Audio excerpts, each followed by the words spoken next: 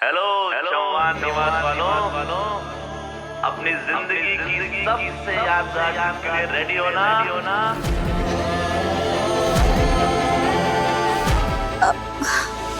Sorry. लगता है सम्राट दादा ने हम सबके लिए एक आखिरी मैसेज छोड़ा था। देखा वैसे थे, हमारा सम्राट हम सबको ट्रिप पे लेके जाना चाहता था। वो चाहता था कि हम लोग सब एक साथ ट्रिप पे जाएं, लेकिन वो खुद अकेला ऐसे सफर में चला गया जहाँ से कभी वापस नहीं लौट सकता।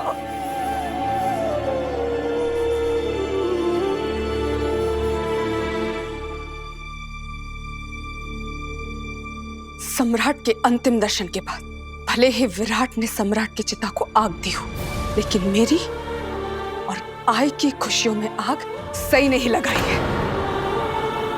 ये बेशक अपना घर बसा चुकी है, लेकिन आज मेरे मन से इसके लिए सिर्फ बद्दुआ ही निकल रही है। नहीं भद्रलेखा, अपने मुंह से ऐसे शब्द मत निकालना कि जिंदगी भर तुम्हें पछतावा करना पड़े उसके लिए।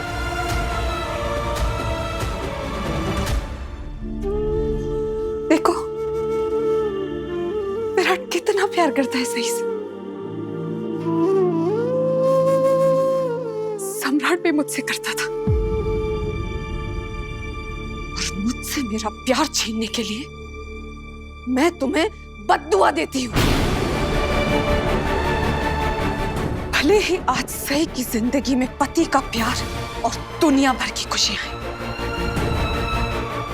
लेकिन ये कभी भी अपनी जिंदगी में खुश नहीं रह पाएगी। ये बद्दुआ है मेरी।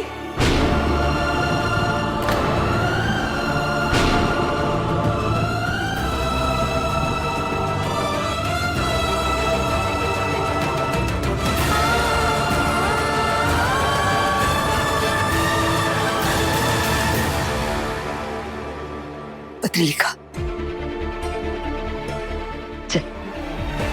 छोड़ दीजिए बड़ी मम्मी, प्लीज छोड़ दीजिए मुझे।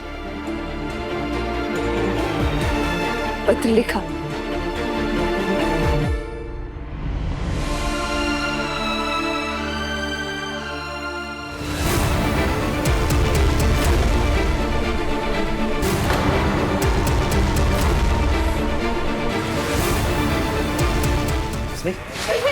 सही लेकर आओ, पानी लाओ, लेकर आओ कोई। कुर्सी लाओ।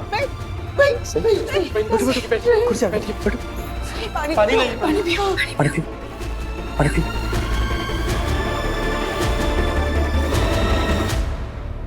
ठीक हो?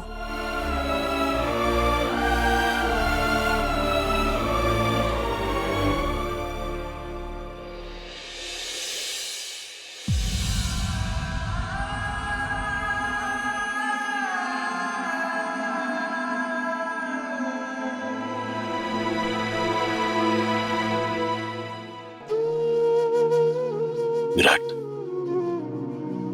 तुम्हारा ये दुख, दर्द मैं महसूस कर सकता हूं विराट। मैं भी कुछ ऐसे ही वक्त से कभी गुजरा था जब नागेश दादा हम सबको छोड़कर चले गए थे। विराट, मैं अंदर से टूट सा गया था और उम्मीद तो मानो बिखर गया था पूरा। मैंने तो ये मानने के लिए तैयार ही नहीं थी कि नागेश दादा तब तुम्हारी आई और मैंने ही संभाला था सबको, और ये आई ने अपने आंसू छुपाकर सबके आंसू पोंछे थे। लेकिन विराट, मेरे पास तो रोने का ऑप्शन ही नहीं था। घर का सबसे बड़ा होना बहुत बड़ी तकलीफ है। ऐसे समय में भी रोने की सहूलियत नहीं होती। विराट, जानते हो, सबसे बुरा दर्द वो नहीं होता जिसे महसूस करके चीखें, चिल्लाएं, रोएं। सबसे बुरा दर्द वो है जो कुछ महसूस ही न करने दे। बेटे, लोग कहते हैं कि रोना ये कमजोरी की निशानी है, ऐसा नहीं है विराट। कभी रोना, रो देना बहुत हिम्मत का काम होता है।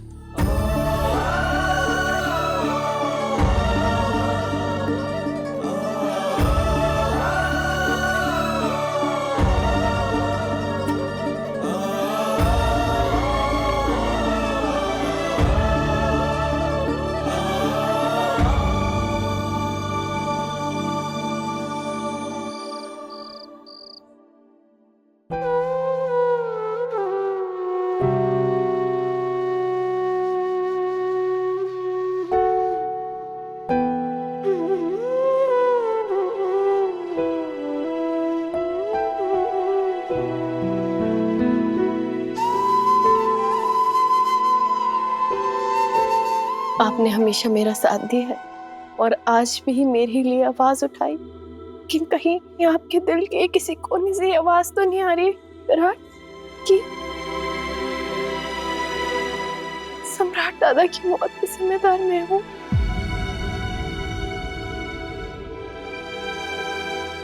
सही, मैंने तुम्हें जगताप से बचाया है। अच्छे से जानता हूँ चीजें कैसे बिगड़ी हैं। मेरे मन में एक बार भी ऐसा ख्याल नहीं आया। हाँ, लेकिन एक बात है जो मुझे अंदर से खाई जा रही है, अपने जीवा को नहीं बचा पाया, नहीं बचा पाया।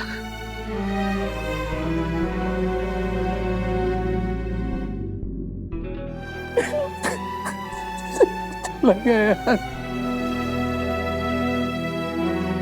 सही मेरा दिल पे भी नहीं मार रहा। मेरा जीवन चला गया।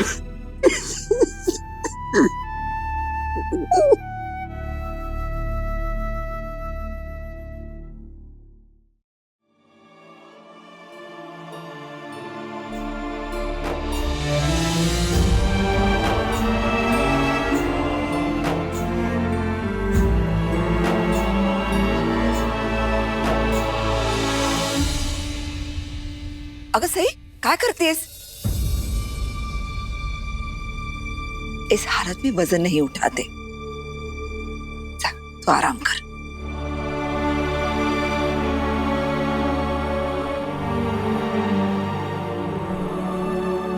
जो बड़ी मामी सिर्फ हुक्म चलाने में यकीन रखती थी, आज सही के लिए हाथ पैर भी चला रही है।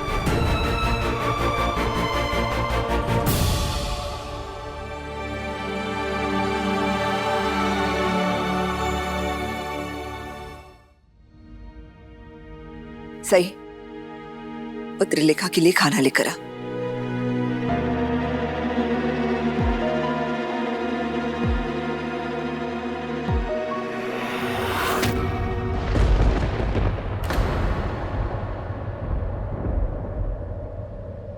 अगर ये लड़की खाना लाएगी तो मैं नहीं खाऊंगी, फिर चाहे वो मेरे पति की 13वीं का ही खाना क्यों ना हो। मैं मरते मर जाऊंगी, लेकिन मेरे पति के कातिल के हाथ से खाना नहीं खाऊंगी। ये सब बोलकर क्या फायदा है पत्रलेखा? वो भी इस लड़की को जिसे दूसरों की खुशियां छीनने में खुशी मिलती है। वो दूसरों का दर्द, दूसरों की तकलीफ क्या समझेगी? वही तो मैं पहले दिन से कह रहा हूं कि खुदगर्ज लोग रिश्तों को निभाते नहीं, आजमाते हैं। और उस पे भी बस ना चले ना तो रिश्तों को मिटाते हैं।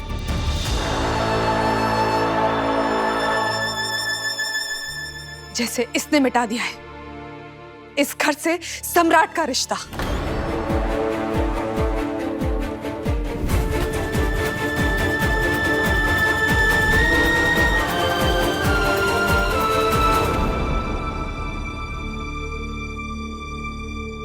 बाकी दीदी, जिस दिन दादा गुजरे थे आपने मुझ पर बहुत गुस्सा किया। मैं चुप रही, आपने मुझे घर से निकालना चाहा, मैं तब भी चुप रही। यहाँ तक कि आपने मुझे बद्दुआएं दी, वो भी मैंने चुपचाप सह लिया।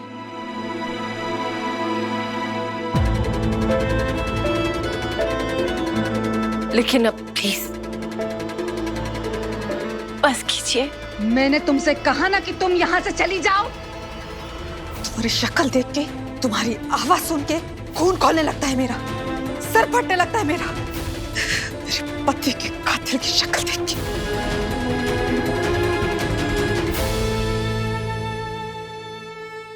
पाड़ा, ऐसी बात नहीं है। सम्राट को गए हुए 13 दिन हो गए। एक एक दिन, एक एक पल मैं कैसे काट रही हूँ ना, वो मुझसे पूछ, एक माँ से। पर होनी को कौन टाल सकता है? और वैसे भी सही ने जानबूझकर तो सम्राट को नहीं मारा ना।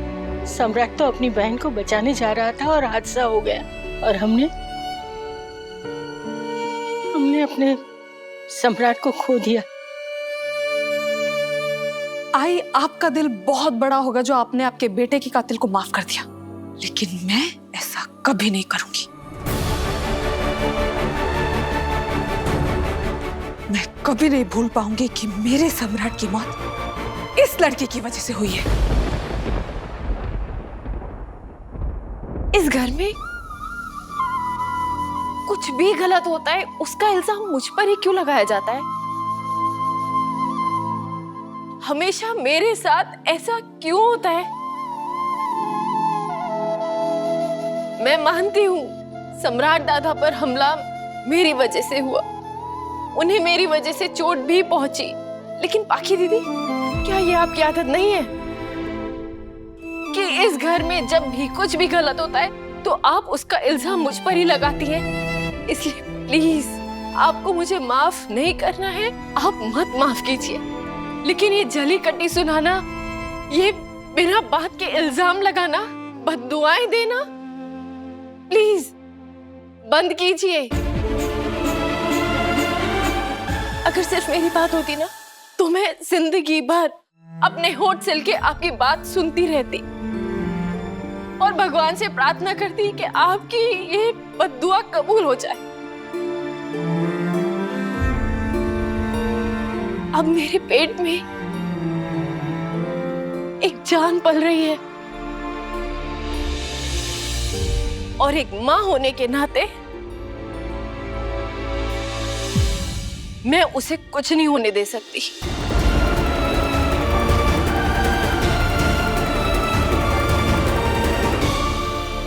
सही, ये किस तरह से बात कर रही है तू पत्रलेखा से? हाँ, अभी अभी इसका पति गुजर गया है और तू है कि गप, एकदम गप बस। इस घर में किसी को मेरे जज्बात नजर आते हैं क्या?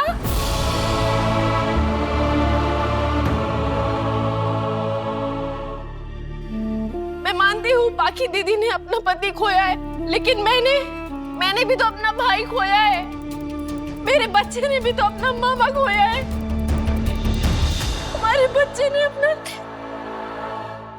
काका खोया है। मेरी तकलीफ किसी को नजर क्यों नहीं आती है?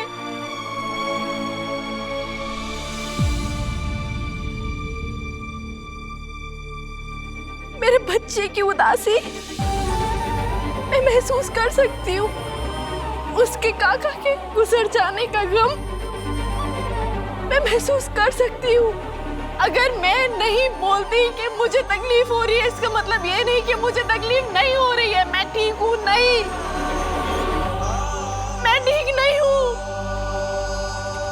मुझे भी कोई चाहिए, कोई सहारा देने के लिए, जिससे मैं अपना दर्द बांट सकूं।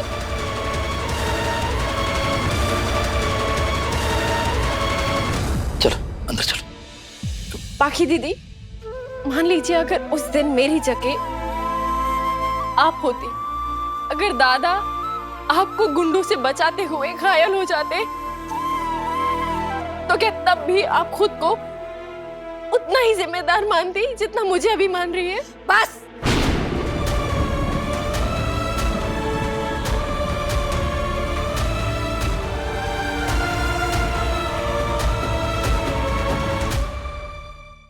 यहाँ कोई ये अगर मगर का खेल नहीं चल रहा है। मेरे पति की मौत तुम्हारे लिए खेल होगी, लेकिन मेरे लिए नहीं। ये मेरी जिंदगी के सबसे खतरनाक और सबसे डरावने पलों में से एक है। मेरे लिए भी। और मैं जानती हूँ, परिवार का हर सदस्य जानता है कि आप चाहती हैं मैं मर जाऊं। सही सही? नहीं बाड़ा, ऐसे अपशब्द मुंह से मत निकालो। माँ जो सोचती है, जो बोलती है, उसका असर बच्चे पे पड़ता है। सही, प्लीज इस वक्त प्लीज खुद को संभालो। देखो, इस वक्त पत्रलिका का दिल टूट चुका है, वो बहुत तकलीफ में है। इसकी बातों को तुम अपने दिल पे मत लगाओ प्लीज। टूट तो मैं भी गई हूँ शिवानी बुआ। दूसरों की जिंदगियां बिखेर के खुद टूटने का दावा कर रही हो। और हाँ, मेरे मुंह से निकली हुई कोई भी बात यूं ही नहीं थी। मेरा हर एक शब्द मेरे दिल से निकला था।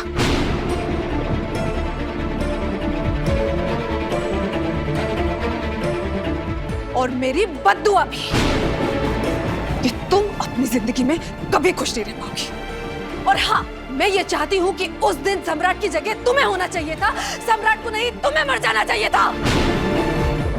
बस पाखी, बस। अब एक और शब्द नहीं प्लीज।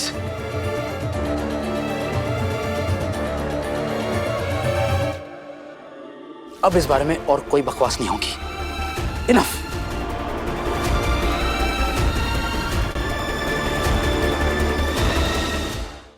पाखी, आज जीवा की 13वीं है। उसकी आत्मा को शांति मिले, इसके लिए शांति की पूजा रखी गई है। तुम क्या? पाखी देखो, आज का दिन खत्म हो जाए, बस ये सब खत्म हो जाए। उसके बाद तुम्हें इस बारे में जितनी बात करनी है, जो बोलना है, वो सब मैं सुनूंगा। लेकिन अभी एक और शब्द नहीं प्लीज। तुम कब से